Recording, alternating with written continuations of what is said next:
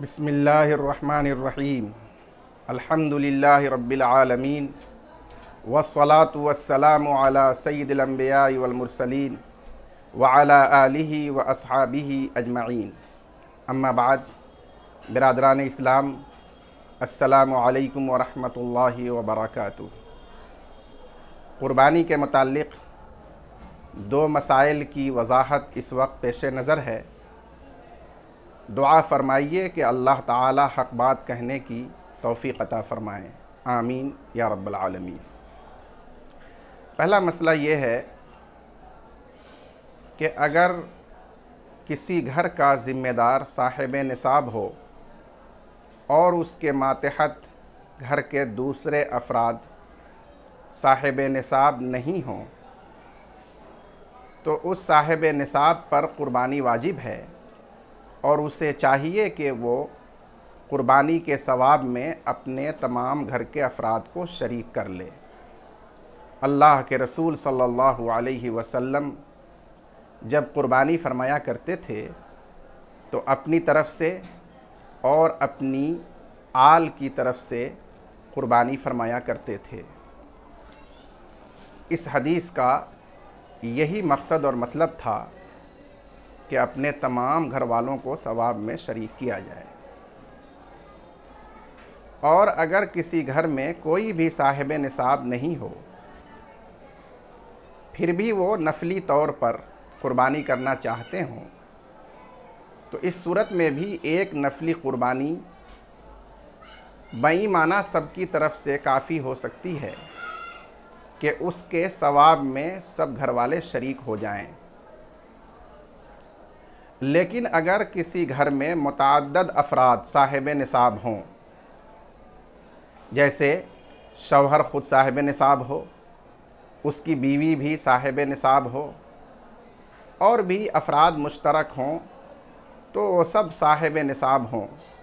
इस सूरत में हर साहिब निसाब पर अलग अलग क़ुरबानी करना वाजिब होगा।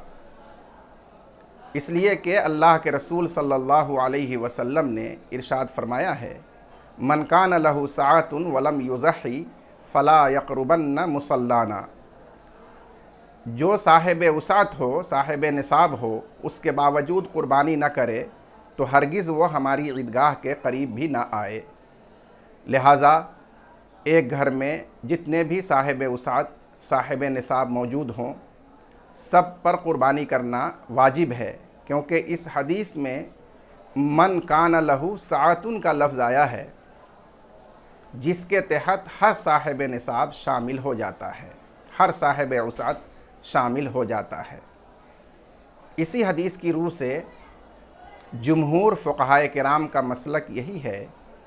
कि अगर मुतअद्दद साहिब निसाब एक घर में रहते हों,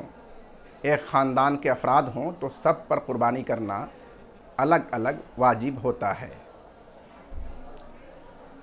साथ ही साथ इस मसले पर इस लिहाज से भी गौर करने की ज़रूरत है कि क़ुरबानी एक माली वाजिब है।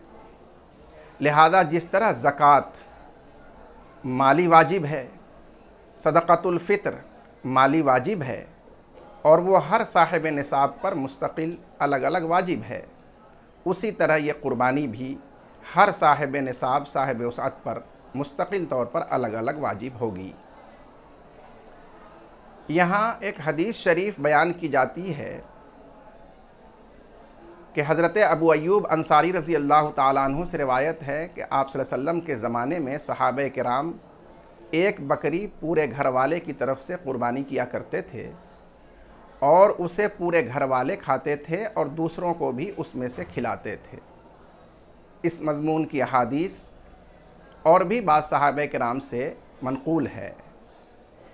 इसका मिस्दाक़ वही सूरत है जिसमें घर का ज़िम्मेदार साहिब निसाब हो और बकिया हज़रात उसके मातहत हो, या फिर घर वाले कोई नफली क़ुरबानी करें तो उन सूरतों में एक क़ुरबानी काफ़ी हो जाती है और उसके सवाब में सब घर वाले शरीक हो जाते हैं। दूसरा मसला यहाँ काबिल वज़ाहत ये है कि मरहूमीन की तरफ से क़ुरबानी करने की भी اجازت شریعت میں دی گئی ہے، اور اس کی 3 صورتیں ہوتی ہیں۔ ایک صورت تو یہ ہے کہ کوئی مرحوم وصیت کر جائے کہ میرے ترکہ سے میری طرف سے قربانی کر دی جائے، تو اس کے تہائی ترکہ سے قربانی کے ایام میں قربانی کرنا وارثوں پر واجب ہوگا،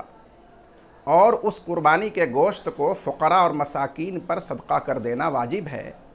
خود قربانی کرنے والے اور دوسرے مالدار لوگ اس سے نہیں کھا سکتے۔ دوسری صورت یہ ہوتی ہے کہ کوئی صاحب نصاب اپنا واجب قربانی اپنی طرف سے کرتا ہے، یا کوئی شخص نفلی قربانی اپنی طرف سے کرتا ہے اور اس کا ثواب مرحومین کو پہنچاتا ہے، یا مرحومین کو اس کے ثواب میں اپنے ساتھ شریک کر لیتا ہے، تو اس صورت میں بھی قربانی کا ثواب مرحومین کو پہنچ جاتا ہے،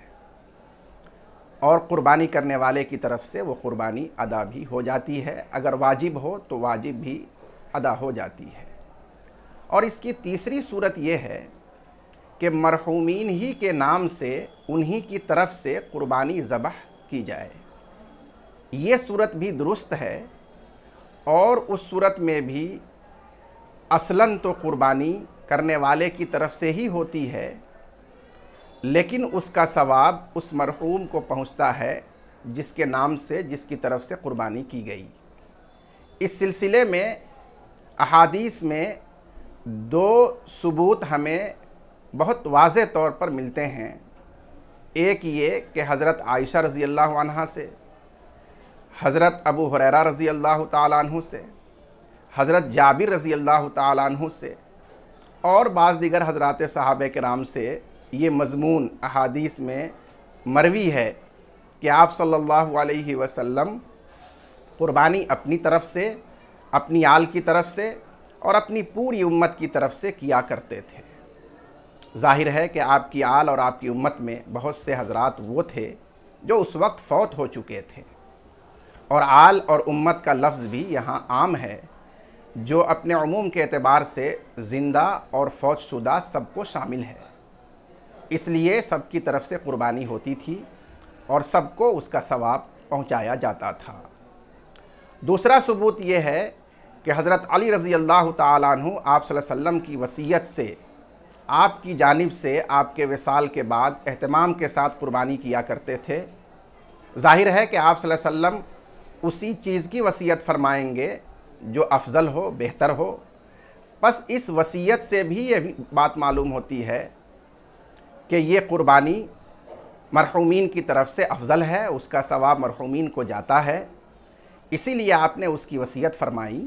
اور حضرت علی رضی اللہ تعالیٰ عنہ نے آپ کی طرف سے اپنی پوری زندگی قربانی کا سلسلہ جاری رکھا۔ اس مسئلے پر اس لحاظ سے بھی غور کرنا چاہیے کہ صحیح احادیث کی روشنی میں تمام امت کا اجماع ہے کہ صدقہ کا ایصال ثواب مرحومین کے لیے کیا جا سکتا ہے، تو یہ قربانی بھی ایک مالی واجب ہے، جیسے صدقہ ایک مالی واجب ہے، اس لیے اس کا بھی ایصال ثواب میت کی طرف سے، مرحوم کی طرف سے کیا جائے تو وہ درست ہے، اور اس کا ثواب اس مرحوم میت کو پہنچ جاتا ہے۔ اللہ تعالی ہمیں دین پر عمل کرنے اور حق پر قائم رہنے کی توفیق عطا فرمائے، احادیث رسول سے محبت نصیب فرمائیں، اور ہر حدیث کو اس کے صحیح مصداق اور صحیح صورت پر باقی رکھتے ہوئے عمل کی سعادت بخشے۔ آمین یا رب العالمین۔